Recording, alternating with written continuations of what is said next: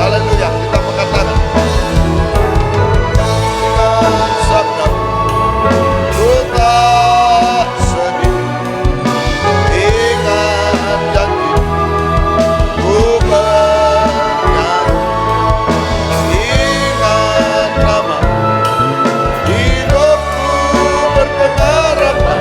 Yesus kaulah jawaban hidupku, Yesus kaulah jawaban hidupku, Yesus kaulah jawaban. Sekali lagi,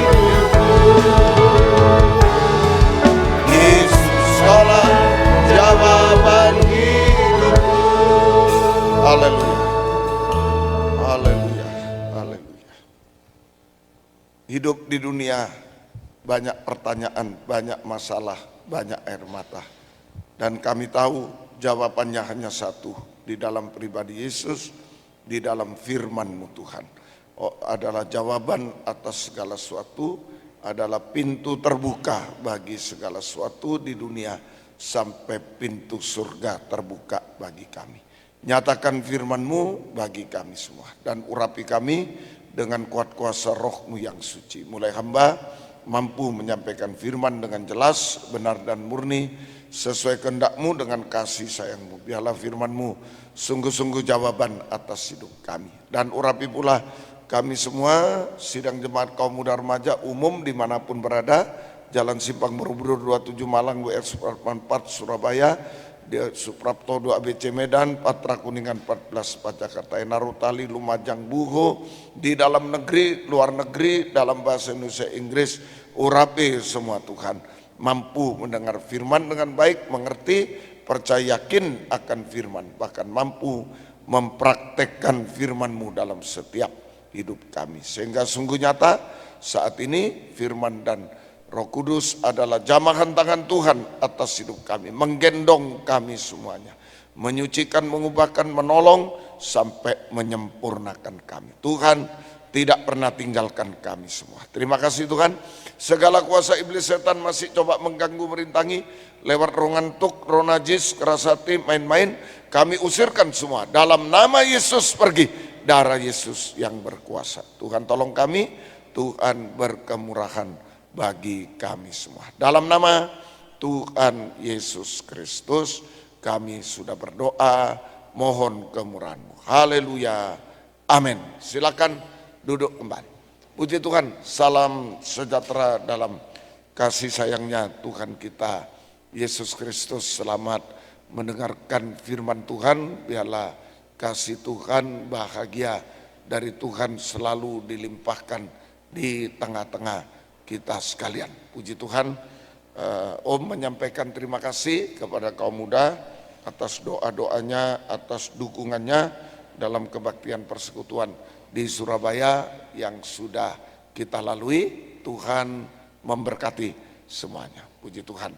Di lain waktu biarlah kita semua tetap satu kesatuan melayani Tuhan sampai Tuhan datang kembali kedua kali. Injil Lukas pasal 23, kita maju satu langkah, ayat 33 sampai 43. Lukas 23 ayat 33 sampai 43 sekarang. Sampai 32 sudah selesai Sabtu yang lalu. Sekarang 33 sampai 43. Judulnya Yesus disalibkan. Ya, yang lalu Yesus dibawa untuk disalibkan. Sekarang benar-benar disalibkan. Yesus disalibkan. Kalau kita baca sekilas, jadi ada 3 kelompok manusia yang berkaitan dengan penyaliban Yesus. Ada 3 kelompok orang yang berkaitan dengan salib Kristus, penyaliban Yesus atau salib Kristus. Yang pertama ayat 33 sampai 34. Itu ketika mereka sampai ke tempat yang bernama Tengkorak, mereka menyalibkan Yesus dengan kedua penjahat. Yesus berkata, ya Bapa ampunilah, dan seterusnya. Jadi yang pertama, orang yang berkaitan dengan salib Kristus, pribadi Yesus sendiri. 33 sampai 34, pribadi Yesus sendiri. Pribadi Yesus sendiri. Yang kedua, ayat 38, 35 sampai 38. Orang banyak berdiri melihat semua. Pemimpin mengejek orang lain dan seterusnya. Juga 36 prajurit mengolok-olokkan dia. Jadi kelompok kedua orang banyak, pemimpin dan prajurit. Orang banyak, pemimpin dan prajurit. Kelompok yang ketiga ayat 39 sampai 43, dua penjahat. Jadi ini adalah 3 kelompok orang yang berkaitan dengan penyaliban Yesus, berkaitan dengan salib Kristus. Yang pertama pribadi Yesus sendiri, yang kedua orang banyak, pemimpin dan prajurit, yang ketiga 2 orang penjahat. 2 penjahat, ya, itu jadi 3 kelompok. Sekarang kita baru mempelajari kelompok pertama, 33 sampai 34, pribadi Yesus sendiri kita baca. Ketika mereka sampai di tempat yang bernama Tengkorak, mereka menyalibkan Yesus di situ dan juga kedua orang penjahat itu. Yang seorang di sebelah kanannya dan yang lain di sebelah kirinya. Yesus berkata, "Ya Bapa, ampunilah mereka sebab mereka tidak tahu apa yang mereka perbuat." Dan mereka membuang undi untuk membagi pakaiannya. Nah, tempat penyaliban dulu, yaitu di Golgota, artinya tempat tengkorak. Golgota, itu ayat 33, sampai di tempat yang bernama Golgota, tempat tengkorak, gitu ya. Itu bukit tengkorak. Yesus disalibkan di tempat yang bernama Golgota, bukit tengkorak. Ya, itu saja. Ini bukit Golgota atau gunung Golgota, gunung tengkorak, boleh.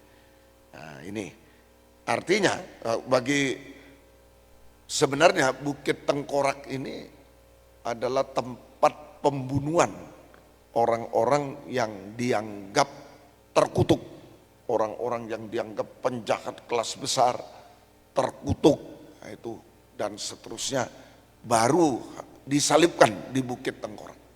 Itu mestinya hanya untuk, ini tempat mengerikan, hanya untuk orang-orang yang penjahat kaliber besar dan juga tadi sudah disebutkan penjahat dan orang terkutuk. Ya, orang yang sudah ya dosanya besar sekali, itu yang dibunuh, disalibkan di bukit tengkorak, di gunung tengkorak. Nah, itu ya. Nah, tetapi Yesus juga disalibkan di tempat yang bernama tengkorak. Artinya tengkorak itu kepala yang sudah mati. Jadi Yesus juga disalibkan, Yesus yang tidak berdosa tapi juga disalibkan di bukit tengkorak.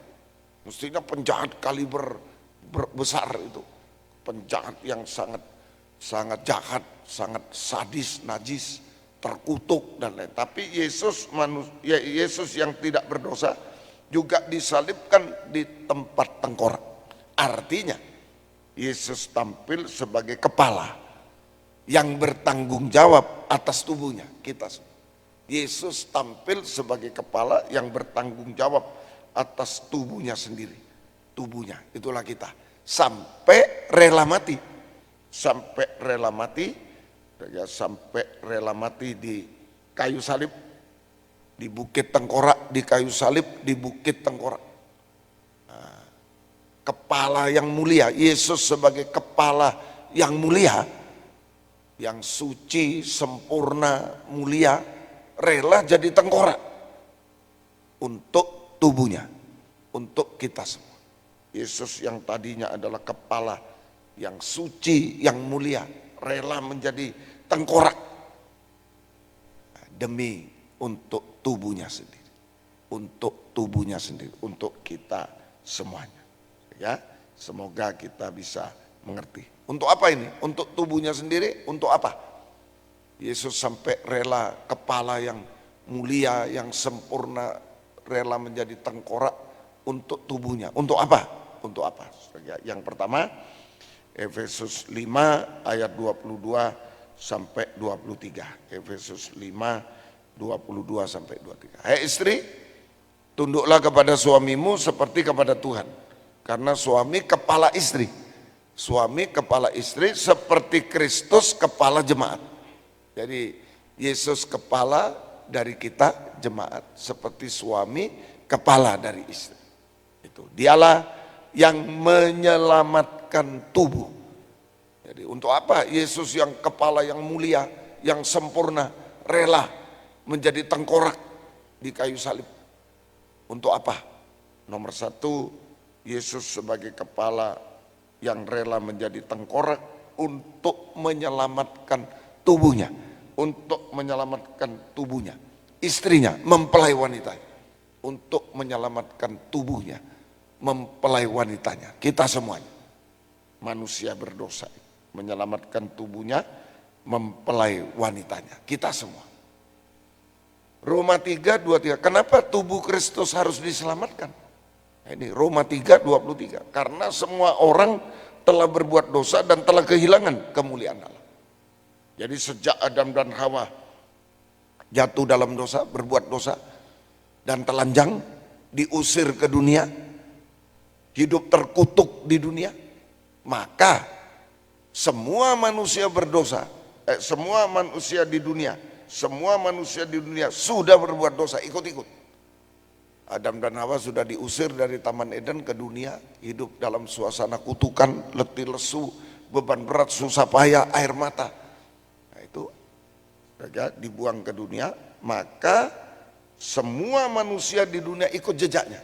Semua manusia di dunia sudah berbuat dosa dan hidup bersuasana kutukan, telanjang, berbuat dosa, telanjang, hidup dalam suasana kutukan, letih lesu, beban berat, susah payah, air mata. Kalau dibiarkan pasti binasa selamanya di neraka.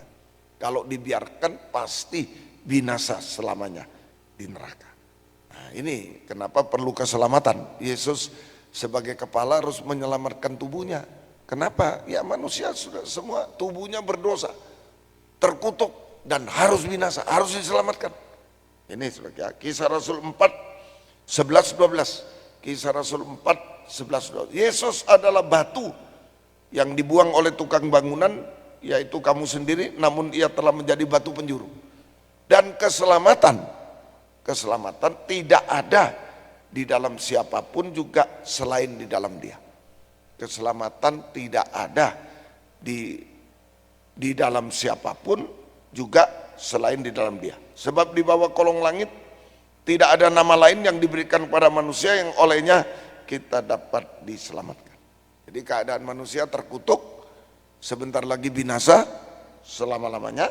Nah, sementara tidak ada nama lain, kekuatan lain di dunia yang bisa menyelamatkan manusia berdosa. Manusia semua berdosa, terkutuk, tinggal tunggu satu langkah binasa. Sementara itu di dalam dunia tidak ada nama lain atau kekuatan lain, kepandaian, kekayaan, kedudukan, tidak bisa. Kekuatan lain, kepandaian, kekayaan, kedudukan di dunia ini yang bisa menyelamatkan manusia berdosa. Kecuali hanya di dalam nama Yesus. Karena Yesus adalah satu-satunya manusia yang tidak berdosa. Karena Yesus satu-satunya adalah satu-satunya manusia yang tidak berdosa, yang turun dari surga ke dunia, tetapi harus mati di kayu salib. Harus mati di kayu salib. Mati terkutuk di kayu salib. Mati terkutuk di kayu salib. Ya, untuk menyelamatkan manusia berdosa, untuk menyelamatkan manusia berdosa, tubuhnya yang berdosa. Nah ini ya, jadi dia kenapa mati di Bukit Tengkorak, untuk apa? Yesus kepala yang suci, mulia, harus jadi tengkorak yang mengerikan. Nah, untuk apa? Menyelamatkan manusia berdosa, tubuhnya yang berdosa. Satu-satunya. Ingat kaum muda, jangan tukar nama Yesus dengan apapun di dunia. Dengan kepandaian, kekayaan, kedudukan, jodoh, dan jangan tukarkan nama Yesus. Satu-satunya yang bisa menyelamatkan hanya nama Yesus, pribadi Yesus. yang sudah mati di Bukit Tengkorak. Kepala yang bertanggung jawab atas hidup, menyelamatkan kita. Proses keselamatan. Kisah Rasul 19 ayat 1 sampai 6. Ini jemaat bangsa kafir Efesus, kita semua, mewakili kita semua. Di dunia ini hanya ada dua bangsa. Pertama bangsa Israel, umat pilihan Tuhan, keturunan Abraham, Ishak, Yakub secara jasmani. Itu bangsa Israel, umat pilihan Tuhan. Di luar itu bangsa kafir kita semua, yang tidak ada keselamatan. Tapi di dalam Yesus ada keselamatan. Ketika Apolos masih di Korintus, Paulus sudah menjelajah daerah pedalaman dan tiba di Efesus. Efesus ini bukan daerah Israel, daerah kafir, ya. Di situ didapatinya beberapa orang murid. Katanya kepada mereka, sudahkah kamu menerima Roh Kudus ketika kamu menjadi percaya? Akan tetapi mereka menjawab dia, belum, bahkan kami belum pernah mendengar bahwa ada Roh Kudus. Lalu kata Paulus pada mereka, kalau begitu dengan baptisan mana kamu dibaptis? Jawab mereka, dengan baptisan Yohanes. Kata Paulus, baptisan Yohanes adalah pembaptisan orang yang telah bertobat. Dan ia berkata pada orang banyak bahwa mereka harus percaya kepada dia yang datang kemudian daripadanya, yaitu Yesus. Ketika mereka mendengar hal itu, mereka memberi diri mereka dibaptis dalam nama Tuhan Yesus. Dan ketika Paulus menumpangkan tangan di atas mereka, turunlah Roh Kudus ke atas mereka. Dan mulailah mereka berkata dalam bahasa roh dan bernubuat. Puji Tuhan. Jadi ini proses keselamatan.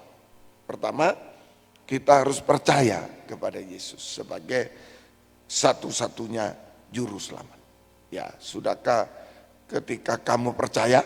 Yaitu Yohanes 19 ayat yang kedua. Ketika kamu percaya, sudah menerima Roh Kudus, ya mereka belum mengerti Roh Kudus, ya. Itu ayat 2. Kemudian ayat 4 diulang lagi bahwa mereka harus percaya kepada Dia yang datang kemudian daripada setelah Yohanes Pembaptis. Setelah Yohanes Pembaptis dipancung kepalanya, Yesus lanjutkan. Itu saja. Jadi mereka harus percaya kepada Yesus. 2 kali ditulis, dua saksi sah. Jadi proses keselamatan yang pertama, bangsa kafir kita harus beriman, percaya kepada Yesus sebagai satu-satunya juru selamat. Satu-satunya juru selamat. Kemudian kedua, kalau sudah percaya, bertobat atasnya. Ya itu, naik. Ya, sudahkah kamu menerima? Kata Paulus, baptisan Yohanes adalah pembaptisan orang yang telah bertobat. Jadi setelah percaya, Om selalu katakan, iman itu adalah rem untuk kita tidak berbuat dosa. Begitu percaya Yesus punya rem. Kalau dulu tidak percaya Yesus terus, ya terus sudah nabrak terus, berbuat dosa itu nabrak. Tapi setelah percaya Yesus rem, nah, harus punya rem kita. Ya, rem itu iman. Nah, itu jadi rem terus, tidak nabrak, bertobat. Kedua, bertobat, berhenti berbuat dosa, kembali pada Tuhan. Begitu mau nabrak, rem, berhenti, jangan nabrak. Berhenti berbuat dosa, kembali kepada Tuhan. Sama dengan mati terhadap dosa. Berhenti berbuat dosa, kembali pada Tuhan, sama dengan mati terhadap dosa. Nah, itu coba malam ini diteliti. Dosa-dosa apa yang selalu kambuh terus, selalu kita berbuat. Kaum muda itu biasanya dosa najis, dosa bertengkar, jahat, nah itu dan seterusnya. Terus saja diulang lagi. Coba rem, bertobat malam ini. Ya Tuhan tolong kita semua juga dosa berdusta itu kaum muda. Rem, berhenti, bertobat, mati terhadap dosa. Nah, kemudian kalau sudah mati, baru yang ketiga baptisan air. Dikubur, orang mati harus dikubur. Roma 6 ayat 4. Roma 6 ayat yang keempat. Dengan demikian kita telah dikuburkan bersama dengan Yesus oleh baptisan dalam kematian. Supaya sama seperti Kristus telah dibangkitkan dari antara orang mati oleh kemuliaan Bapa, demikian juga kita akan hidup dalam hidup yang baru. Nah ini ya, Tuhan tolong kita semuanya. Jadi sesudah bertobat, mati terhadap dosa, yang ketiga kita harus masuk baptisan air yang benar, yaitu orang yang sudah percaya Yesus dan bertobat mati terhadap dosa harus dikuburkan dalam air. Harus dikuburkan dalam air bersama Yesus, sehingga dia keluar dari kuburan air bersama Yesus, bangkit dari kuburan air bersama Yesus. Maka langit terbuka, surga terbuka. Kita mendapatkan hidup baru. Mati dulu baru bangkit seperti Yesus. Yesus mati, bangkit. Kita juga mati terhadap dosa, dikubur, bangkit bersama Yesus. Mendapat surga terbuka. Kalau tidak keluar dari kuburan, baptisannya tidak dikubur, tidak keluar dari kuburan, tidak bangkit dari kuburan, surga tidak terbuka. Tetap hidup lama. Bagaimanapun cara baptisannya, kalau tidak dikubur, tidak keluar dari kuburan air, maka surga tidak bisa terbuka. Surga tidak bisa. Matius 3:16 itu ayatnya itu. Matius 3 ayat 16. Sesudah dibaptis, dikubur, Yesus segera keluar dari kuburan air, dan pada waktu itu juga langit terbuka. Kalau kita keluar dari kuburan air, langit terbuka. Kalau tidak keluar dari kuburan air, tidak terbuka langit. Tidak terbuka. Itu saudara ya. Nah, harus dikuburkan. Itu ya. Baru langit terbuka, surga terbuka, kita mendapat hidup baru. Mendapat hidup baru. Ya, yaitu hidup surgawi. Sama dengan tadi Kisah Rasul 19 ayat 6, hidup baru. Di Matius tadi Roh Allah turun, Roh Kudus turun. Di Kisah Rasul ketika Paulus menumpangkan tangan, turunlah Roh Kudus, sama. Merpati turun, Roh Kudus turun. Nah ini, Roh Allah bagaikan burung merpati tadi turun. Begitu langit terbuka. Ini Rasul Paulus menumpangkan tangan, turun Roh Kudus. Kita mendapat hidup baru, hidup surgawi, yaitu mengalami baptisan Roh Kudus. Kepenuhan Roh Kudus atau urapan Roh Kudus. Kepenuhan Roh Kudus atau urapan Roh Kudus. Nah ini, sehingga kita hidup dalam kebenaran. Hidup dalam kebenaran. Nah, tidak berbuat dosa, hidup dalam kebenaran, tidak berbuat dosa. Roh Kudus yang menahan. Kita tidak berbuat dosa, hidup dalam kebenaran, Roh Kudus, Roh kebenaran juga. Ini hidup baru, hidup surgawi, hidup dalam kepenuhan Roh Kudus, urapan Roh Kudus.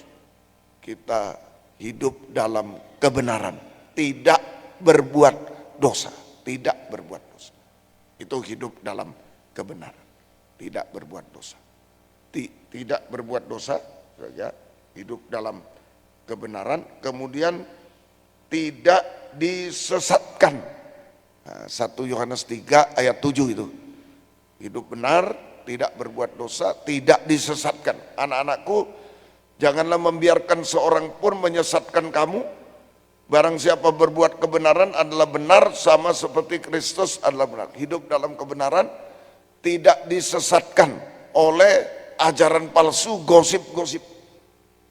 Nah itu, ini seperti bayi baru lahir. Jadi umpama orang sudah usia berapa, 20 tahun, kaum muda 16 tahun, dibaptis dengan air, dia kembali seperti bayi yang baru lahir. Apa itu? Hidup benar, tidak berbuat dosa. Tidak disesatkan oleh ajaran palsu, oleh gosip. Bayi hanya merindu air susu ibunya. Air susu ibunya. Nah itu, bayi hanya mendengar, bayi rohani. Kalau bayi jasmani, air susu ibu. Kalau bayi rohani hanya mendengar firman penggembalaan. Gembala itu bagaikan ibu yang menyusui, bapak yang menasihati, menegur. Ibu yang menyusui anak, terus diulang-ulang firmannya, menyusui. Nah itu terus menyusui. Sama dengan bapak yang menegur, menasihati anak-anak. Itu gembala. Nah, jadi bayi yang baru lahir hidup benar, tidak berbuat dosa seperti bayi-bayi jasmani, tidak berbuat dosa. dan tidak pernah disesatkan, hanya mencari air susu ibunya. Itu saja. Kalau ibu yang lain tidak mau, hanya mencari air susu ibunya. Itu saja. Nah, itu bayi tidak bisa disesatkan oleh ajaran palsu, oleh gosip-gosip, hanya mendengar firman penggembalaan, suara gembala. Nah, sampai tadi 1 Yohanes 3 ayat yang ke-7, kalau hidup benar tidak disesatkan itu tidak salah arah, arahnya tetap benar ke Yerusalem baru, ke dalam kerajaan surga. Kalau sesat belok sedikit tidak sampai surga. Itu ajaran-ajaran palsu, gosip-gosip, membelokkan sedikit aja. Ya. Misalnya surga lurus begini 90 derajat, dibelokkan 1 derajat saja. Tidak pernah ketemu, makin hari makin tidak pernah ketemu. Makanya gembala tugas berat, jangan sampai mengajarkan ajaran palsu. Kalau gembalanya berbuat dosa, berzina, ya dia sendiri masuk neraka, jemaat tidak apa-apa. Tapi kalau gembala mengajarkan ajaran palsu, 1 derajat saja, oh beda dikit kok om, beda sedikit. Tidak pernah ketemu, makin hari makin lebar, tidak pernah ketemu lagi. Nah, ini perlunya bayi yang baru lahir, baptisan air yang benar.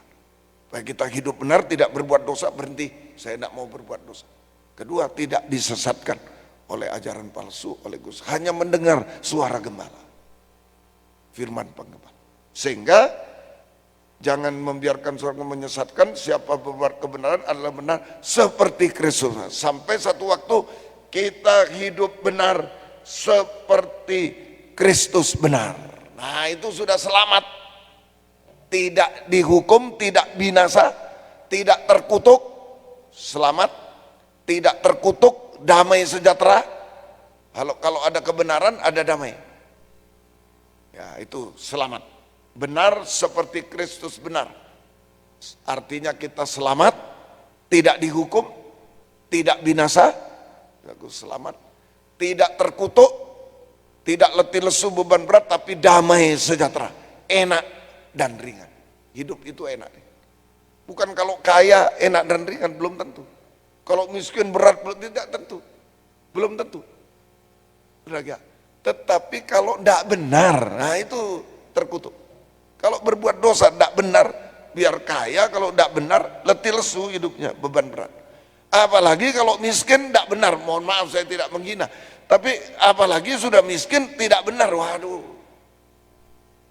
terkutuk double dia, betul-betul, jasmani rohani, letih lesu. Tapi mau kaya, mau miskin, mau pandai, mau bodoh, mau apa, asal hidup benar, damai sejahtera, enak dan ringan. Itu bayi yang baru lahir.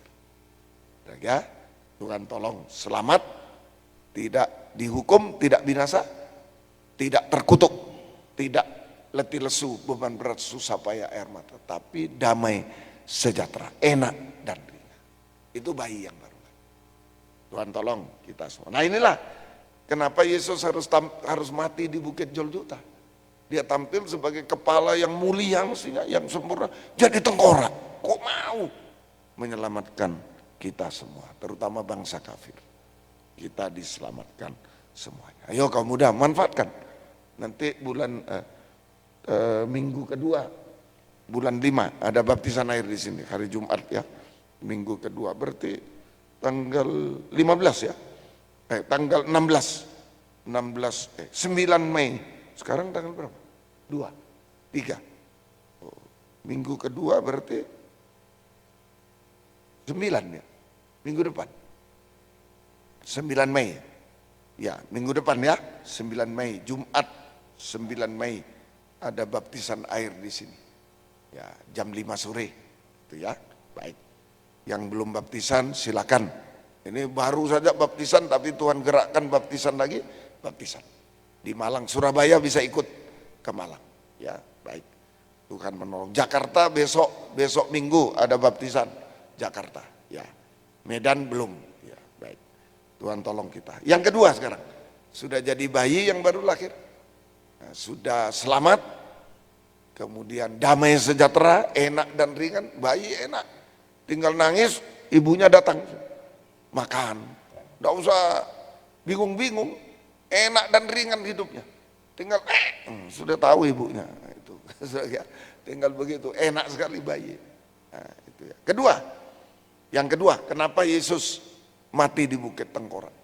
Dia kepala yang mulia, yang sempurna, bisa jadi tengkorak gitu.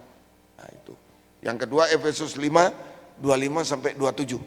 Efesus 5, 25, 27. Hai suami, kasihlah istrimu sebagaimana Kristus telah mengasihi jemaat dan yang telah menyerahkan dirinya baginya untuk menguduskannya sesudah ia menyucikannya dan dengan memandikannya dengan air dan firman, supaya dengan demikian ia menempatkan jemaat di hadapan dirinya dengan cemerlang tanpa cacat kerut atau serupa, tetapi supaya jemaat kudus dan tidak bercela.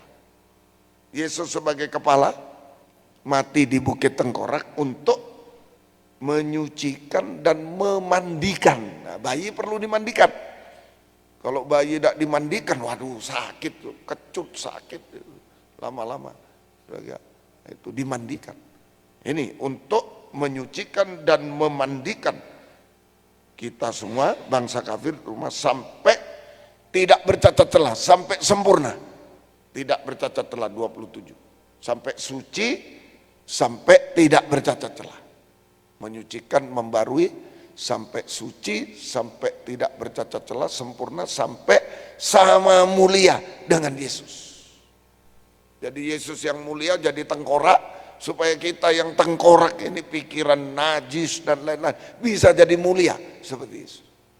Yang kedua, Yesus sebagai kepala menjadi mati di Bukit Tengkorak untuk menyucikan, memandikan kita semua sampai suci, tidak bercacat celah, sempurna, sampai sama mulia dengan Yesus. Menyucikan, memandikan, double. Dengan air dan firman, menyucikan, memandikan kita dengan air dan firman. Kurang tadi, dengan air dan firman. Ya, ini dengan air menunjuk baptisan air tadi, harus masuk baptisan air. Kalau tidak masuk baptisan air, tidak bisa jadi bayi yang baru lahir, bayi yang lama itu dulu, yang manusia berdosa itu. Sekarang bayi yang baru lahir tidak berdosa, hidup benar, tidak sesat, hanya mendengar suara gembala. Nah itu tidak dihukum, selamat, tidak dihukum. Sudah tadi ya, lewat baptisan air pertama, yang kedua lewat air firman Allah, lewat air firman Allah. Jadi Yesus menyucikan, memandikan kita dengan dua hal: A, air, baptisan air; B, air firman Allah. Itu dalam Ulangan 32 ayat 2, air firman Allah, pengajaran. Nah ini, kalau baptisan air penginjilan.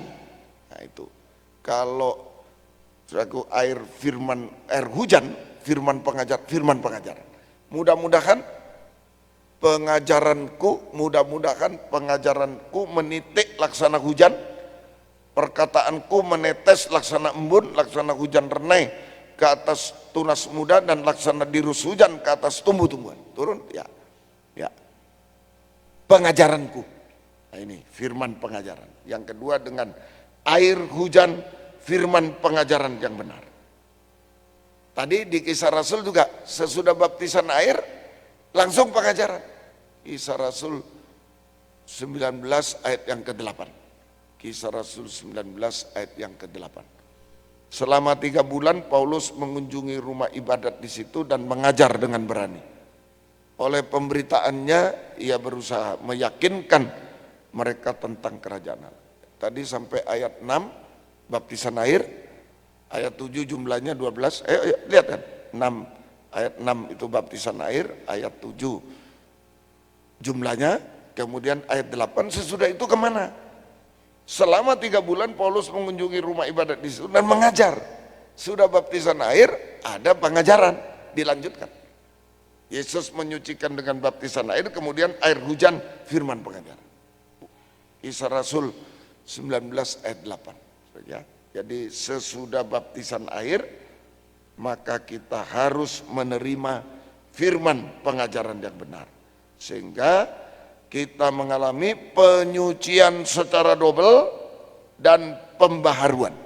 Sehingga kita mengalami penyucian secara double dan pembaharuan.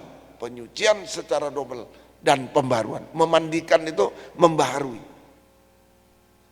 Menyucikan dan memandikan. Menyucikan secara double dan memandikan. Dan membaharui. Membaharui kita. Apa yang disucikan secara double?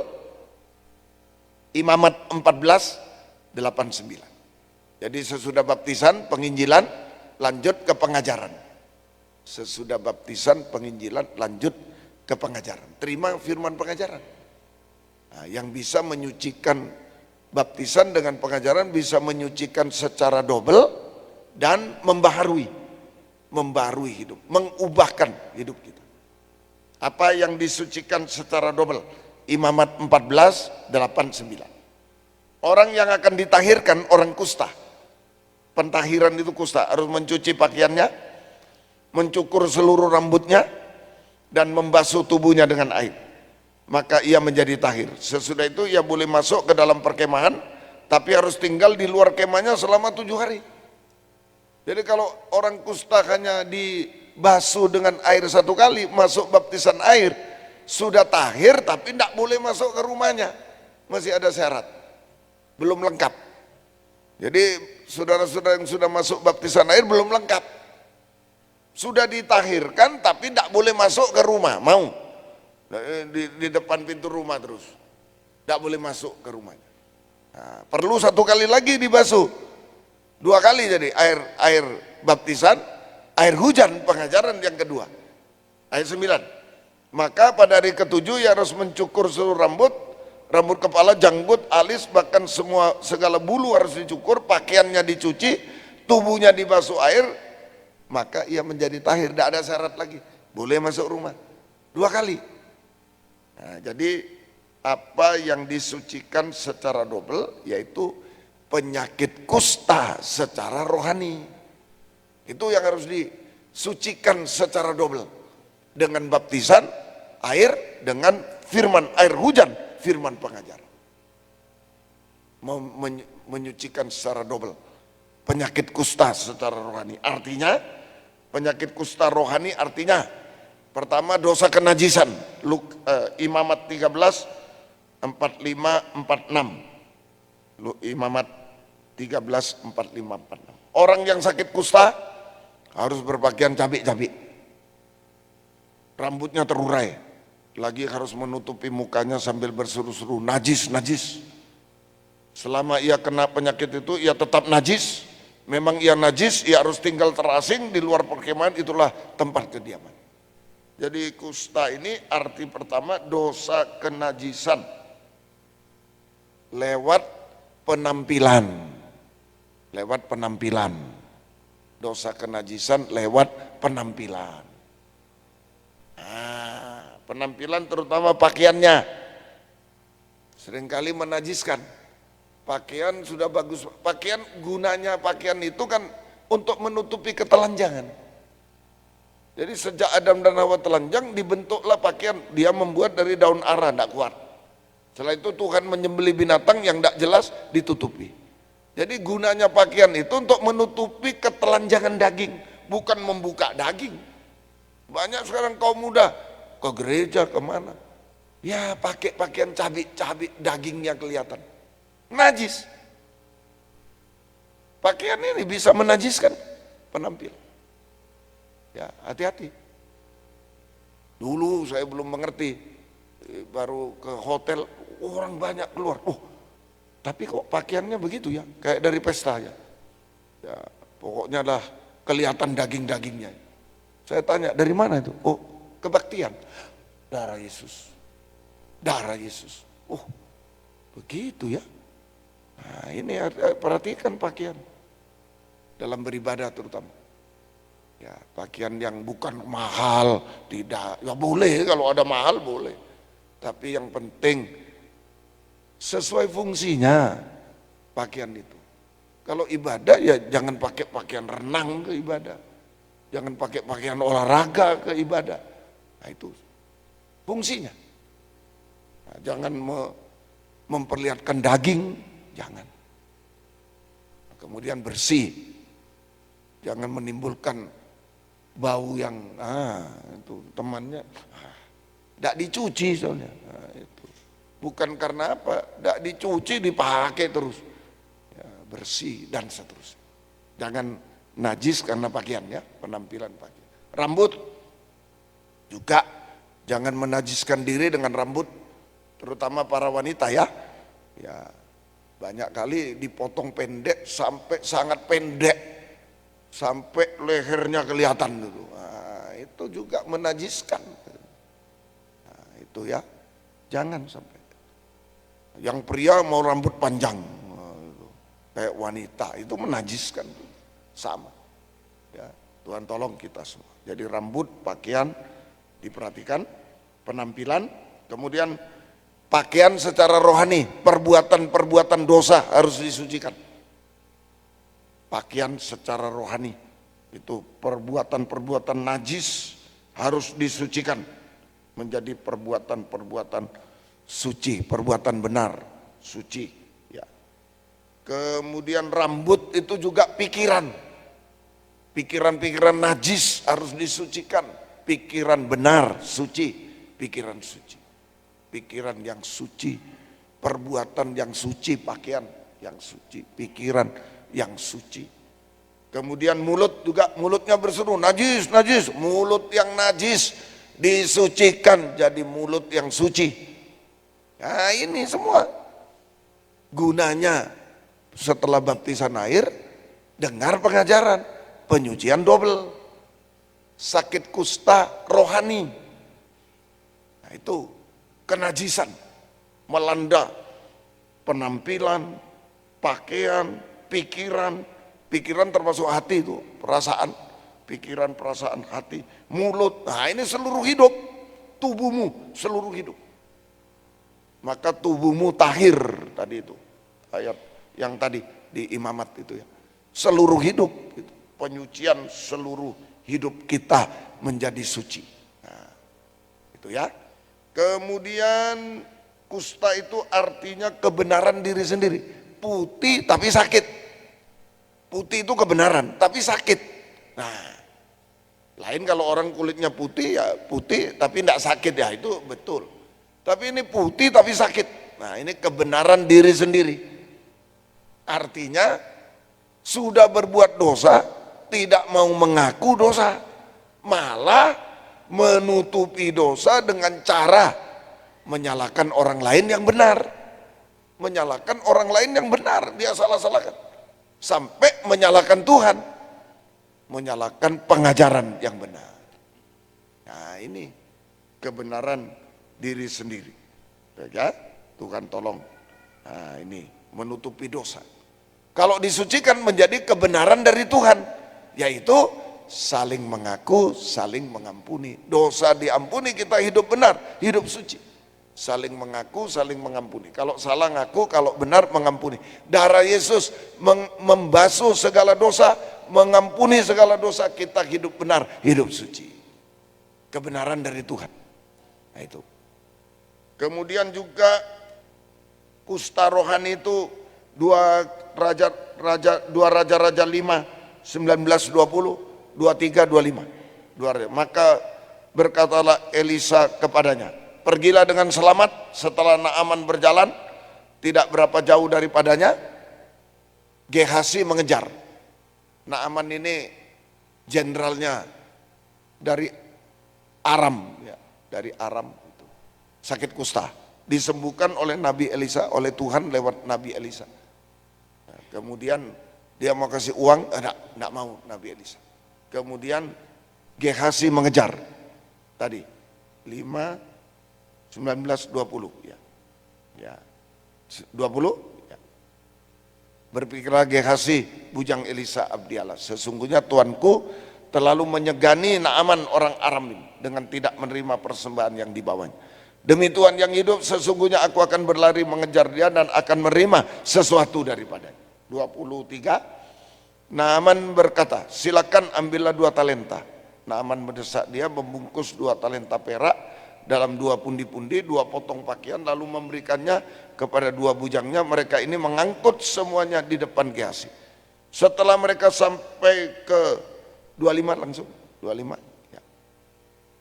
Baru saja Gehazi masuk, tampil ke depan tuannya, berkatalah Elisa, "Dari mana Gehazi? Hambamu tidak pergi kemana-mana." Naaman berkata, Elisa berkata, "Kamu dapat uang, bisa beli kebun anggur ini, tapi kusta Naaman melekat kepada kamu dan keturunan." Nanti di ayat bawahnya, ya. Nah, ini kusta ini artinya dosa kejahatan, cinta uang, dosa kejahatan, cinta uang, ya, membuat manusia itu kikir dan serakah, kikir dan serakah. Kikir tidak bisa memberi untuk pekerjaan Tuhan, untuk sesama. Serakah mencuri milik Tuhan, perpuluhan persembahyan, mencuri milik sesama. Nah, itu Gehazi, dosa kejahatan. Lalu kalau sudah cinta akan uang, dia tidak cinta Tuhan, tidak cinta sesama. Buktinya apa? Dusta. Nah, itu kalau berpacaran dusta-dusta itu enggak cinta, itu enggak ada kasih. Itu saja. Apalagi suami istri, sudah suami istri, suami dusta sama istri, istri dusta, enggak ada kasih itu. Enggak ada kasih. Hanya mencintai diri sendiri. Enggak cinta Tuhan, enggak cinta sesama. Itulah orang dusta. Hati-hati ya. Tuhan tolong. Kalau dusta pada orang tua, enggak cinta sama orang tua. Enggak cinta. Orang tua dusta sama anak, enggak cinta sama anak. Ukurannya, kalau kita cinta enggak pernah berdusta gitu. Enggak pernah berdusta. Kasih. Nah, semoga kita sampai kepada dusta. Itu saja. Disucikan. Tadi keinginan akan uang, kalau disucikan, cinta uang disucikan, lebih bahagia memberi daripada menerima. Itu cinta Tuhan, cinta sesama. Lebih bahagia memberi daripada menerima. Dusta disucikan, berkata benar, suci. Nah, itu dusta disucikan, tidak dusta lagi, berkata benar, suci. Nah, ini penyucian seluruh hidup kita. Ya, Tuhan tolong kita semua. Ini penyucian double, penyucian secara double. Penyakit kusta rohani disucikan semua. Sampai kita hidup dalam kesucian, sampai sempurna nanti, tidak bercacat celah. Yakobus 3 ayat yang kedua. Yakobus 3 ayat yang kedua. Sebab kita semua bersalah dalam banyak hal. Barang siapa tidak bersalah dalam perkataannya, ia adalah orang sempurna yang dapat juga mengendalikan seluruh tubuh. Kalau sudah disucikan sampai tidak bersalah dalam perkataan, itu sudah sempurna, tidak bercacat celah seperti Yesus. Nah, langkah pertama sudah terpenuhi. Nah, tidak bercacat celah, sempurna. Tinggal satu, sama mulia. Ya, ini pembaharuan. Tadi penyucian double dan pembaharuan. Sesudah baptis air, kita menerima firman pengajaran, maka kita mengalami penyucian secara double, penyakit kusta sampai sempurna, dan pembaharuan. Nah, sekarang pembaharuan. Kita mengalami pembaharuan dari manusia daging menjadi manusia rohani seperti Yesus. Kita mengalami pembaharuan dari manusia, dan kalau masuk baptisan air kemudian menerima pengajaran, maka kita mengalami pembaharuan dari manusia daging menjadi manusia rohani seperti Yesus. Nah, kepala, tubuh, leher, untuk tunduk. Pembaharuan mulai dari tunduk, taat dengar-dengaran sampai daging tidak bersuara. Penundukan, tunduk. Taat dengar-dengaran sampai daging tak bersuara lagi. Yakobus 4 ayat 7. Yakobus 4 ayat 7. Ayo. Karena itu tunduklah kepada Allah. Lawanlah iblis, maka ia akan lari daripadamu. Kalau kita tunduk pada Tuhan, pada firman pengajaran benar, maka iblis lari dari kita. Kalau kita tidak tunduk kepada Tuhan, kepada firman pengajaran, maka iblis dekat dengan kita, Tuhan jauh. Tadi kalau kita tunduk, iblis lari dari kita, Tuhan dekat dengan kita. Tapi kalau kaum muda tidak taat sama Tuhan, sama Gembala tidak taat sama Tuhan, sama firman, maka Tuhan yang lari, iblis yang mendekat, Tuhan jauh dari kita. Iblis yang dekat dengan kita, hancur hidup itu. Tinggal tunggu kehancuran dan kebinasaan. Kalau dekat iblis itu kehancuran, kebinasaan. Nah itu. Kemudian Ibrani 13 ayat 17. Ibrani 13 ayat yang ke-17. Taatilah pemimpin-pemimpinmu dan tunduklah kepada mereka. Sebab mereka berjaga atas jiwamu sebagai orang yang bertanggung jawab atasnya. Dengan jalan itu mereka akan melakukan dengan gembira, bukan dengan keluh kesah. Sebab hal itu tidak akan membawa keuntungan bagi. Tunduk kepada gembala yang memberi makan sidang jemaat, yang berdoa syafaat untuk kaum muda untuk sidang. Tunduk kepada gembala yang memberi makan kita dengan makanan rohani, yang berdoa syafaat bagi kita. Tunduk. Kalau kaum muda tunduk, gembala menaikkan doa dengan penuh ucapan syukur kepada Tuhan. Dengan penuh ucapan syukur kepada Tuhan, dan doa itu akan dijawab oleh Tuhan. Kaum muda ditolong oleh Tuhan. Tapi kalau aduh kok gitu sih, bagaimana ya, keluh kesah ya tidak dijawab sama Tuhan, berbahaya, tudungnya dibuka. Itu doanya seorang gembala, doa syafaat seperti tudung, kita ditutupi supaya si jahat, najis tidak bisa masuk, hukuman tidak bisa masuk, aman. Tapi kalau gembalanya keluh, kok bisa, kok dia begitu, aduh, tudungnya terbuka, hancur. Itu ya, Tuhan tolong. Satu lagi, 1 Petrus 5 ayat 5. 1 Petrus 5 ayat 5. Demikian juga kamu hai orang muda, tunduklah kepada orang-orang tua, orang tua. Ya, dan kamu semua rendahkanlah dirimu seorang terhadap lain, sebab Allah menentang orang congkak tapi mengasihani orang rendah. Tunduk kepada orang tua. Jadi orang tua di rumah, orang tua di gereja, gembala, orang tua di surga, Tuhan. Tunduk semua. Taat dengar-dengar sampai daging tak bersuara kepada orang tua di rumah juga. Ya, Tuhan tolong. Jadi kalau kita sudah tunduk kepada Tuhan, tunduk kepada gembala, tunduk pada orang tua, sama dengan ini, leher ini selain penundukan, penyembahan. Kita mengangkat tangan iman kepada Tuhan. Kita mengangkat tangan iman kepada, percaya kepada Tuhan. Itu kalau tunduk kepada Tuhan, kepada gembala, kepada orang tua di rumah, kita semua menjadi leher itu sama dengan doa penyembahan. Kita bisa menyembah Tuhan, mengulurkan tangan iman kepada Tuhan. Tuhan mengulurkan tangan belas kasih kepada kita untuk menggendong kita semua. Posisi kita seperti bayi-bayi dalam gendongan tangan Tuhan. Seperti tadi, hanya menangis kepada Tuhan. Tidak bisa apa-apa bayi. Mau lapar, mau makan, tidak bisa cari. Nangis, makan. Kaum muda studi, sulit sekali, tidak bisa. Belajar tidak bisa, les, nangis.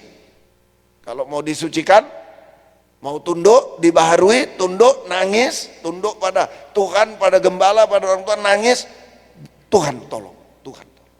Bisa. Nah, itu Tuhan tolong. Saya sudah beri contoh berkali-kali itu, anak seorang hamba Tuhan tinggal di gereja. Skripsi dia diusir sama dosennya. Apa ini? Tinggal 3 hari, mau wisuda. Dia sudah loyo. Tiba-tiba dipanggil, sini. Loh, kamu mau lulus enggak? Loh, Pak, saya ditolak-tolak, lupa dosen. Sini. Lulus, wisuda. Karena dia sudah ngaku, saya melawan saya kan mengawasi, tapi kalau dia bilang kuliah, ya saya tidak bisa awasi lagi. Tapi Tuhan yang tolong. Tuhan bisa tunjukkan pada saya. Loh, kok gini? Coba saya tanya. Loh, dah ada Pak di sini. Wah, baru cari. Nah, itu dia minta ampun, kebaktian kaum muda semacam ini, minta ampun saya sudah melawan dan saya hasilnya diusir sama dosen. Oh itu, ayo sini doa. Nah Seninnya ke sekolah sudah langsung, Rabunya lulus, padahal sudah lama sudah dibiarkan. Bisa bayi menangis, bisa selesai. Tuhan ulurkan tangan, menggendong kita. Hasilnya Yesaya 49 ayat 14 sampai 16. Mari. Hasilnya pertama, kedua sudah selesai. Mari. 3. Sion berkata, Tuhan telah meninggalkan aku, Tuhanku telah melupakan aku. Wah ini Israel sudah dalam keadaan yang goncang, hancur. Ya percuma, Tuhan sudah lupa, Tuhan sudah tinggalkan kita, percuma. Nah, itu. Dapatkah seorang perempuan melupakan bayinya sehingga ia tidak menyayangi anak dari kandungannya? Ada. Orang bayi kandung dibuang banyak sekarang. Ya? Sekalipun dia melupakan, aku tidak melupakan kau. Lihat, aku telah menuliskan kau di telapak tanganku, tembok-tembokmu tetap di ruang mataku. Ayo, bayi dalam gendongan tangan Tuhan. Hasilnya Tuhan memperhatikan, tidak pernah melupakan, selalu ingat kita. Tuhan memperhatikan, memperdulikan, bergumul untuk kita semua. Sebagai kepala dia bergumul untuk apa? Satu ayat lagi, Efesus 5 ayat 29. Mengasuh dan merawati bayi-bayinya.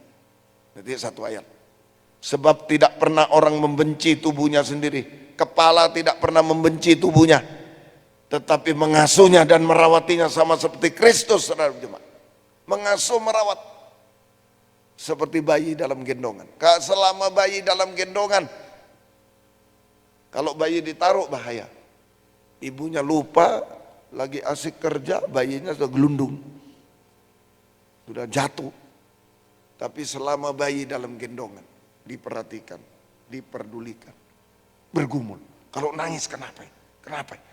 Ibunya yang bingung, kenapa? Oh lapar dia, kasih. Oh jam makan, kasih. Nangis, oh mungkin karena angin tadi, kasih minyak telon, minyak kayu putih, kasih. Merawat, mengasuh, artinya memberi makan, artinya merawat, merasuh, melindungi, memelihara. Di tengah kesulitan dunia sampai antikris berkuasa di bumi 3 semata. Merawat, mengasuh, menggendong, menghangatkan kita, membahagiakan kita. Oh ini Tuhan menggendong kita seperti bayi-bayi. Tuhan tolong kita. Ayo ikuti baptisan, jadilah bayi yang baru lahir dulu. Sesudah itu terima pengajaran, menyucikan, mengubahkan kita sampai betul-betul dalam gendongan tangan Tuhan. Bayi dalam gendongan tangan Tuhan. Aman. Ayo, mungkin merasa terlantar kaum muda. Orang tuaku tidak bisa merawat saya tidak bisa ini. Mungkin tidak bisa ini. Tidak apa-apa. Ya memang kalau tidak bisa ya sudah. Tuhan bisa. Tidak bisa menyekolahkan saya ya tidak apa-apa. Mau apa? Mau suruh di penjara orang tuanya? Ya tidak bisa. Berseru pada Tuhan. Malam. Juga mengalami dulu. Sama. Mau makan apa pulang sekolah belum tentu. Belum tahu. Belum tahu. Mau makan apa belum tahu. Mak sudah ada makan jam 2 itu. Jam 2, setengah 3 baru sampai 14 kilo naik dokar. Mak makan. Belum ada. Diam. Baru ada orang dulu buat mie papa saya. Orang beli mie, wah sudah cepat, ayo beli beras, beli. Wah sudah, 1 cobek anaknya waktu itu 3, 4. Sudah 5 itu ya waktu itu. Ya cobek itu. Kasih garam sedikit sudah. Tak habis. Begitu. Jangan ada orang yang orang tua aku nak tanggung jawab. Jangan. Ya kemampuannya segitu, Tuhan lebih mampu. Amin. Ya, bergantung pada Tuhan. Bergantung. Ayo nangis pada Tuhan. Malam ini gendong saya Tuhan. Beri makan saya. Sulit cari makan sekarang. Makan jasmani, makan rohani yang menyucikan. Kasih. Lindungi, pelihara saya sampai antikris berkuasa di. hangatkan, bahagiakan saya. Sekalipun saya sederhana hidupnya, bahagia mengucap syukur kepada Tuhan. Terakhir, 1 Petrus 5 ayat 6. 1 Petrus 5 ayat 6. Mari. Karena itu rendahkanlah dirimu di bawah tangan yang kuat, tangan Tuhan yang kuat, supaya kamu ditinggikannya pada waktu. Kalau digendong, ditinggikan pada waktu. Artinya diangkat dari kejatuhan-kejatuhan. Mungkin kaum muda sudah jatuh dalam dosa-dosa sampai puncak dosa-dosa, makan, minum, merokok, mabuk, narkoba, kawin mengawinkan, malam ini nangis. Saya tidak mau lagi Tuhan, saya tidak mau lagi Tuhan, mau berhenti saya. Mungkin kawin mengawinkan, dosa percabulan, tontonan-tontonan yang cabul dan lain. Saya tidak mau lagi Tuhan, ampuni saya, bebaskan saya. Bisa, Tuhan tolong. Diangkat dari kegagalan. Waduh Tuhan, sekolah gagal, ini gagal, semua bisa berhasil indah pada waktu. Dan diangkat itu artinya dipakai, kaum muda dipakai semua oleh Tuhan. Terima kasih ke Surabaya sudah dipakai kaum muda, dipakai oleh Tuhan. Puji Tuhan, semakin banyak orang yang hadir. Juga karena melihat kaum muda yang menyanyi, ada juga yang mau melihat kaum muda menyanyi. Sekian banyak dari mana itu? Ada juga yang tertarik. Saudara bersaksi, Tuhan tolong dipakai dalam pembangunan tubuh Kristus. Sampai pada saat Yesus datang kedua kali, kita diubahkan sempurna, sama mulia seperti Dia. Mempelai wanita yang siap menyambut kedatangannya kedua kali di awan permai, masuk perjamuan kawin anak domba, Firdaus 1000 tahun, sampai Yerusalem baru kekal selamanya. Ayo menangis, digendong. Tuhan sedang memperhatikan selama dalam gendongan, tunduk dalam gendongan, menyembah dalam gendongan. Tuhan memperhatikan, memperdulikan, bergumul bagi kita sampai selesai, sampai menang, sampai sempurna, sama mulia dengan Dia. Puji Tuhan, Tuhan memberkati semua. Ayo kita bangkit berdiri. Suplemen 1, Allah peduli. Mari. Haleluya, puji Tuhan. Suplemen 1. Banyak perkara yang tak dapat ku mengerti. Jangankan saudara, mungkin orang tua tak bisa juga. Jangan salahkan. Tuhan ada di tengah kita. Lebih dari orang tua, Tuhan. Lebih dari semua. Hidupan ini satu perkara yang ku simpan dalam hati, tiada sesuatu kan terjadi tanpa Allah peduli. Allah mengerti, Allah peduli segala persoalan yang kita hadapi. Tak akan pernah dibiarkan ku bergumul sendiri. Allah dengan tundukkan kepala.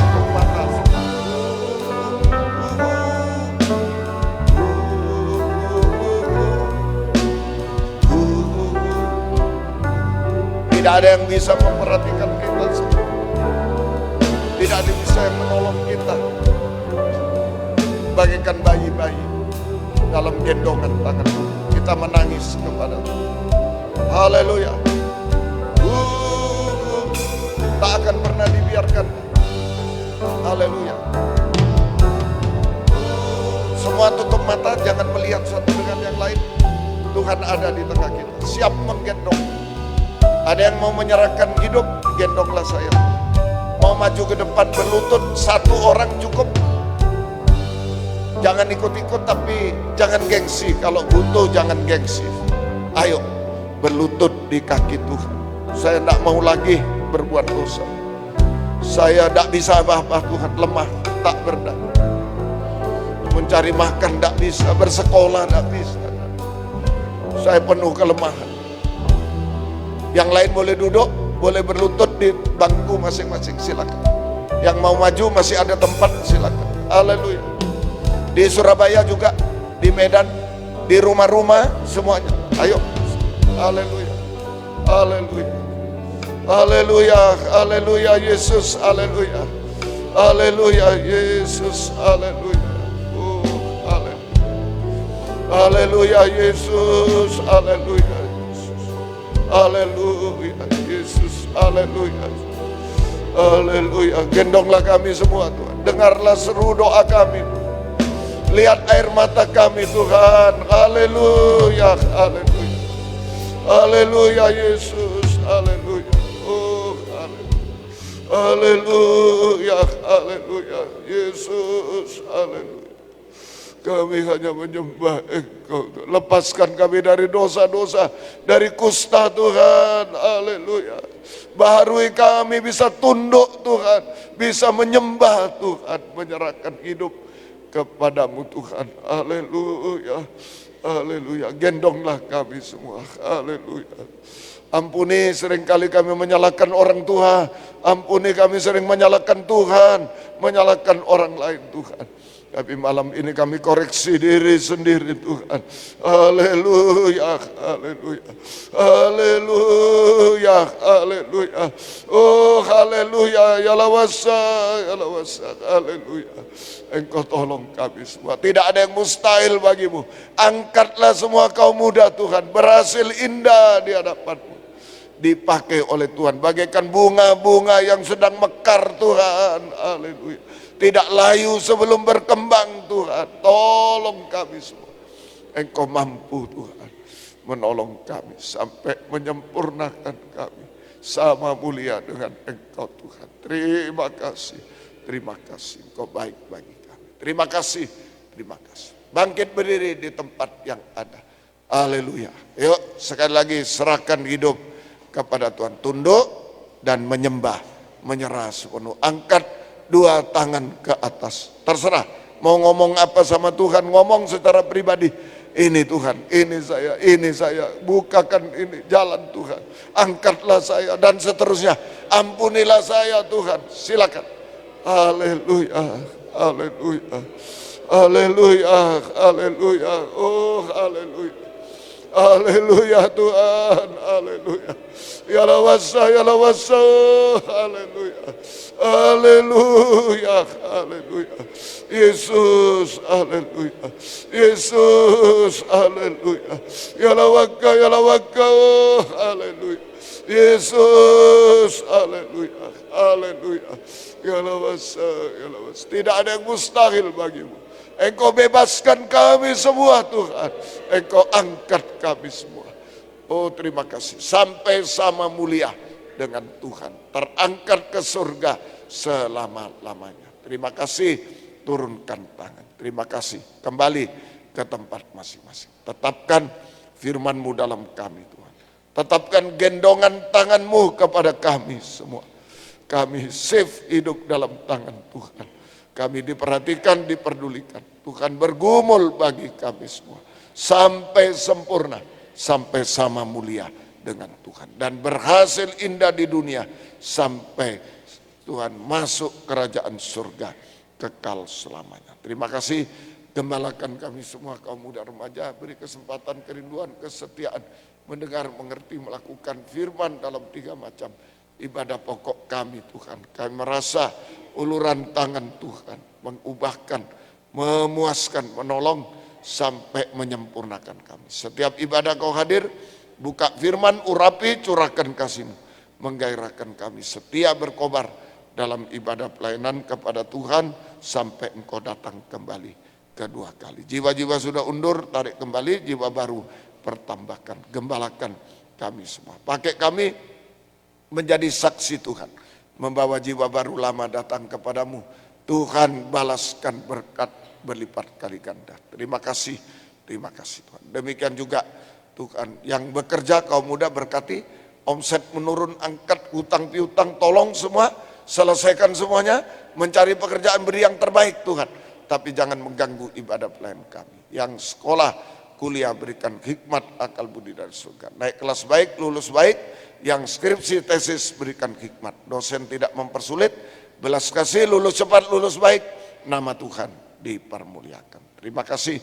Demikian beri pergaulan yang baik kaum muda, beri perjodohan terbaik, satu pengajaran benar, ada praktek buah-buah pengajaran benar, sehingga hidup suci sejak awal nikah sampai sempurna akhir nikah Tuhan, bersama Tuhan selamanya. Dan oh Tuhan, tidak memaksa kehendak sendiri, tapi kehendak Tuhan yang jadi Tuhan. Terima kasih. Sehingga tidak ada perpecahan, tidak ada pertengkaran, semua masuk nikah dalam suasana damai sejahtera, enak dan ringan Tuhan.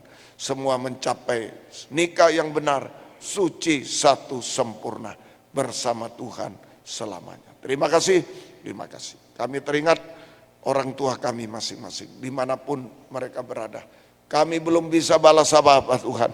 Tuhan yang balaskan berkat kepada mereka, berlipat kali ganda apa yang mereka perbuat kepada kami Tuhan. Dan selamatkan, sempurnakan mereka semua. Engkau tolong gembala-gembala di daerah yang pernah menggembalakan kami. Kami belum bisa balas apa-apa, Tuhan balas berkat kepada mereka. Bukakan firman, pengajaran yang benar, tambahkan jiwa-jiwa kepada di daerah-daerah, nama Tuhan dipermuliakan. Terima kasih, terima kasih. Pengorbanan kaum muda untuk pekerjaan Tuhan, untuk Surabaya yang sudah selesai, dan untuk pekerjaan Tuhan, untuk pribadi hamba keluarga apapun bentuknya, balaskan berkat berlipat kali ganda. Dalam nama Tuhan Yesus Kristus kami berdoa. Haleluya, amin. Silakan duduk. Kita memberi persembahan untuk persekutuan, ya, untuk kebaktian persekutuan. Baik, entah di Medan, entah di mana, persekutuan. Baik, Tuhan memberkati kita semuanya. Kita menyanyi tadi, Allah peduli. Segera persembahan akan diberikan. Nah, perkara yang tak dapat mengerti, mengapakah jadi di dalam kehidupan ini, satu perkara yang ku simpan dalam hati, tiada sesuatu yang jadi tanpa Allah peduli. Allah mengerti, Allah peduli segala persoalan yang kita hadapi. Tak akan pernah dibiarkan berbuat sendiri. Allah mengerti.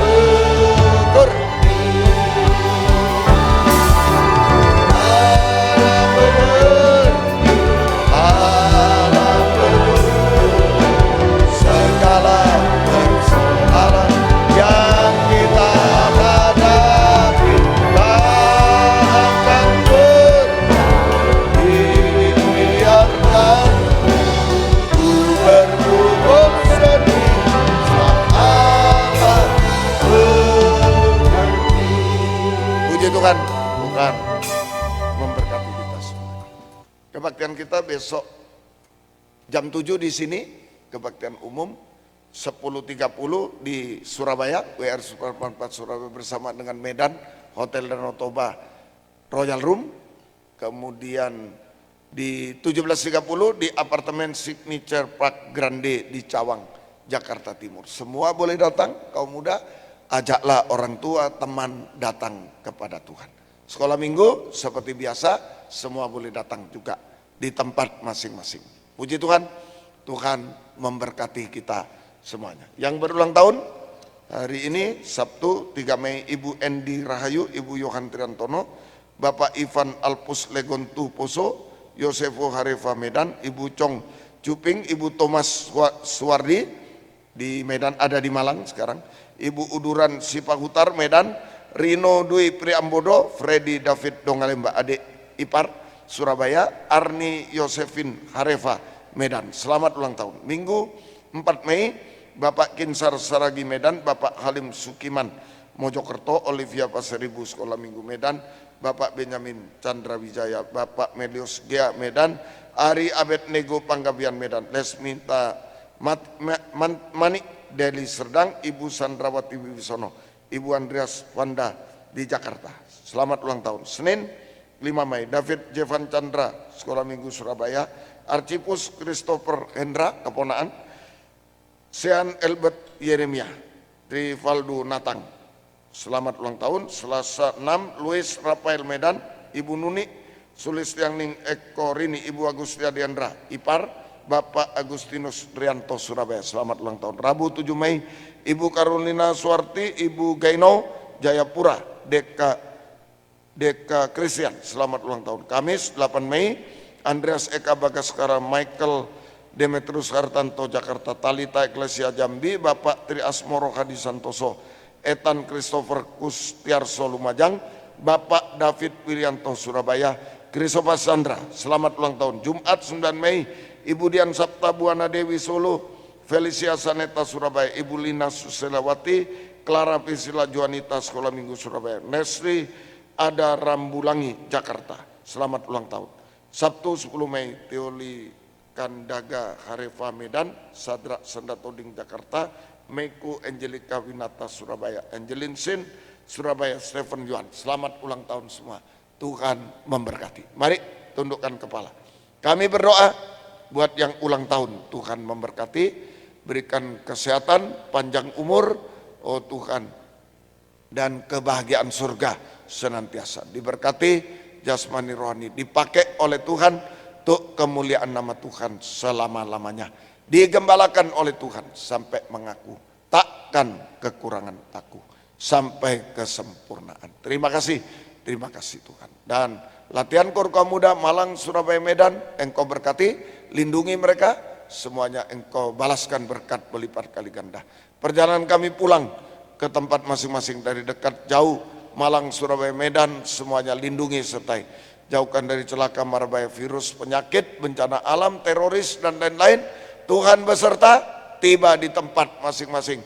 Selamat, sehat, untuk kemuliaan nama Tuhan. Tidur nyenyak, tidak ada gangguan, tidak ada maut. Besok bangun pagi, bisa beribadah semua. Malang, Surabaya, Medan, Jakarta, semua juga di rumah-rumah, rumah sakit, semuanya bisa beribadah kepada Tuhan. Bukakan firman, buka jalan semuanya Tuhan. Nama Tuhan dipermuliakan. Terima kasih, syukur kepada. Mari bangkit berdiri bersama-sama. Sekali lagi sebelum pulang, kalau kita tunduk bisa mengangkat tangan menyembah kepada Tuhan. Serahkan hidup seluruhnya ke dalam tangan Tuhan. Angkat dua tangan ke atas. Haleluya. Yakinkan sebelum pulang sudah digenggam, digendong oleh tangan Tuhan.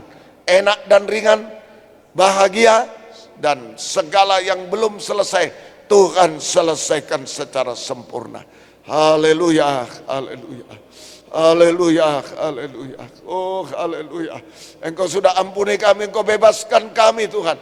Kami pulang seperti bayi-bayi yang hidup benar, hidup suci Tuhan.